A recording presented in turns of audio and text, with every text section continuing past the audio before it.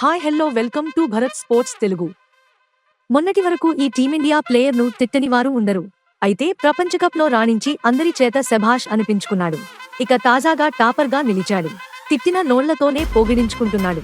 ఎవరంటే హీరోలను విలన్లుగా, విలన్లను హీరోలుగా క్రికెట్ ఇట్టే మార్చేస్తుంది. అందుకు బెస్ట్ ఎగ్జాంపుల్ హార్దిక్ పాండ్యా. ఈ ఏడాది ఐపీఎల్ కు ముందు ముంబై ఇండియన్స్ సంచలన నిర్ణయం తీసుకుంది. రోహిత్ ను పక్కన పెట్టి మరీ హార్దిక్ పాండ్యాను కెప్టెన్ గా నియమించింది. తన కెప్టెన్సీలో ముంబై ఇండియన్స్ ను 5 సార్లు ఛాంపియన్ గా నిలబెట్టాడు రోహిత్ శర్మ. అలాంటి రోహిత్ శర్మను కెప్టెన్సీ నుంచి తప్పించడంతో ముంబై ఇండియన్స్ అభిమానులే జీర్ణించుకోలేకపోయారు. ఈ క్రమంలో కెప్టెన్ గా బాధ్యతలు స్వీకరించిన హార్దిక్ పాండ్యా బలయ్యాడు. ఐపీఎల్ సందర్భంగా హార్దిక్ పాండ్యాను ప్రతి ఒక్కరూ తిట్టారు. వరెస్ట్ ప్లేయర్ అంటూ బిరుదు కూడా ఇచ్చారు. హార్దిక్ పాండ్యాను T20 ప్రపంచకప్ కు ఎంపిక చేస్తే చెత్త నిర్ణయం అంటూ సోషల్ మీడియాలో కామెంట్స్ పెట్టారు. అయితే T20 ప్రపంచకప్ లో హార్దిక్ పాండ్యా అంచనాలకు మించి రాణించాడు.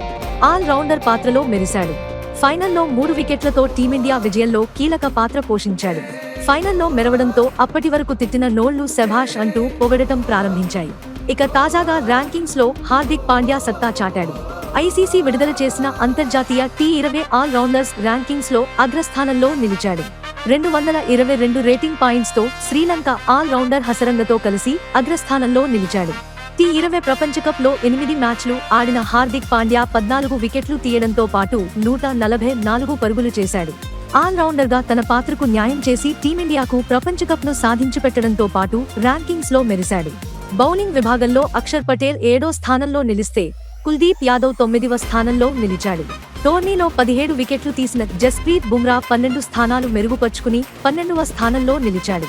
బ్యాటింగ్ లో సూర్యకుమార్ యాదవ్ 2వ స్థానంలో నిలిచాడు.